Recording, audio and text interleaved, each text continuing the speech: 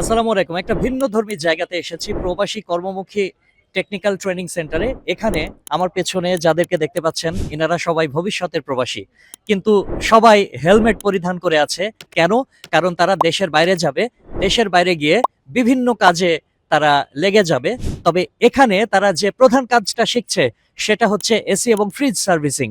প্রবাসী কর্মমুখী technical training centre এটা যারা প্রবাসে যেতে চায়, বিশেষ করে মিডল ইস্টে যেতে চান, তাদের জন্য কিন্তু এই জায়গাটা খুবই আকর্ষণীয় একটি জায়গা হতে পারে। কেননা এখানে ট্রেন আপ করানো হয়, গ্রুমিং করানো হয়। আপনি এখানে শিখছেন, শিখে তারপরে দেশের বাইরে যাচ্ছেন।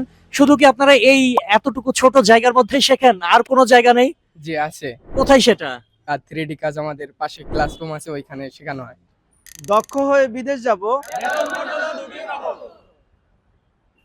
We are from প্রবাসী কর্মমুখী টেকনিক্যাল।